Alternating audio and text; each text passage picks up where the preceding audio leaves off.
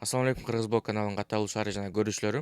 Өзүңөр билгендей, азыркы учурда Мурас Юнайтед футболдук клубу Кыргызстандын атынан АФК Чакырык лигасында ойноп аткан мезгили жана ийгиликтүү түрдө жарым финалга чейин жетип келди. Байкасам, бул жөнүндө көпчүлүк адамдар мындай суроолорун берип атышат. Мурас эмне үчүн ойноп атат? Байка кантип келип калды?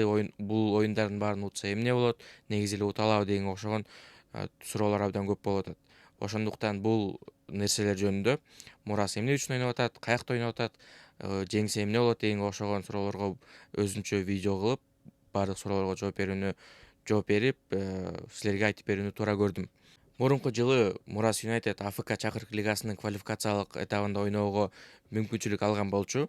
Кыргызстандын кубогунун жеңүүчүсү катары жана квалификациялык этапта бир оюн ойногон болчу. Бул деген Бангладештик команда менен ойноп, аларды 2-0 эсебинде жеңип, тайпалык этапка жолдомо алган болчу. Октябрь айында Мурас тайпалык этапта ойногон. Ал оюндардын баардыгы бизде Бишкекте өткөн болчу. Анда Мурас тажикстандык, ливандык жана кувейттик командаларга каршы ойноп, өз тайпасында биринчи орунга ээ болгон болчу. Аны менен Мурас Юнайтед дароо эле плей-оффко жолдомо алып, чейрек финалга жолдомо алган болчу. Чакырык лиганын чейрек финалына. Бул чейрек финалдык оюндар негизи март айынын башында өтүш керек эле, бирок ошол ливандык командага каршы ойнош керек болчу Мурас.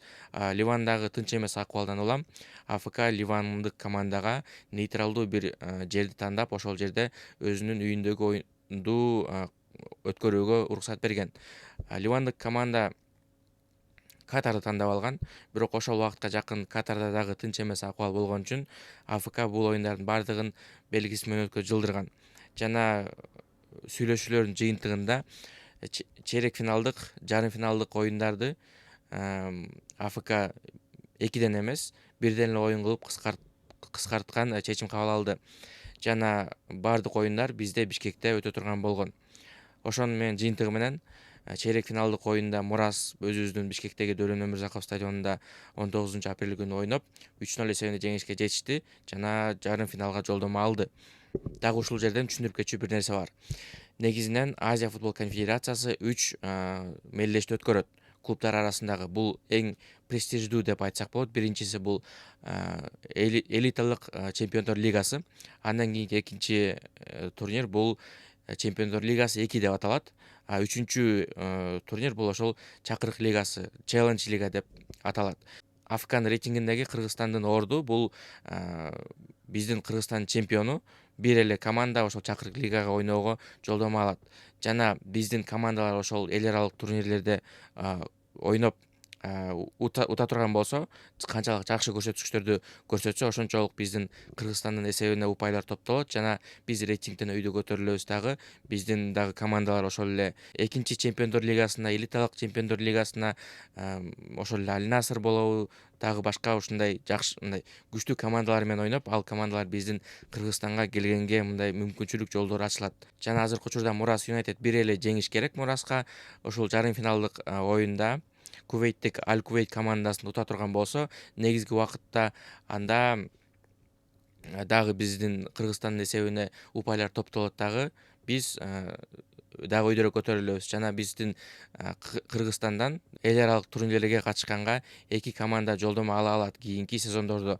Бул бир командабыз экинчи чемпиондор лигасында ойноого жолдомо алат. Ал эми экинчи команда болсо ошол Чакырык лигасында ойноого мүмкүнчүлүк алат.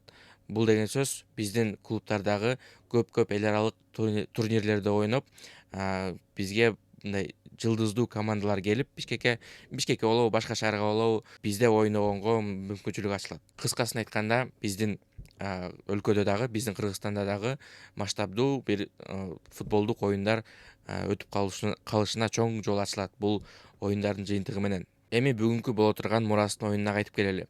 Бүгүн Мурас Кувейттик Аль Кувейт командасы менен ойнойт жана бул оюнда эң негизгиси негизги убакытта жеңишке жетиши керек Мурас Юнайтед. Ошондо биздин өлкөгө көбүрөөк упай топтолуп жана рейтингден өйдө көтөрүлгөнгө көбүрөөк шанс болот деп айтсам болот.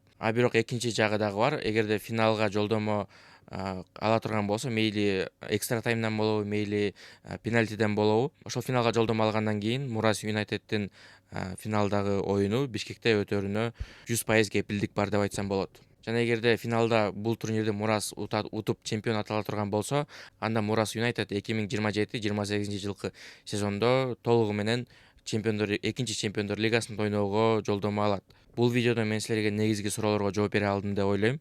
Эгерде түшүнбөгөн дагы бир нерселериңер болсо, комментарийге жазгыла. Буюрса кийинки чыгарылыштардан дагы ал нерселерди сүйлөшкөнгө аракет кылабыз.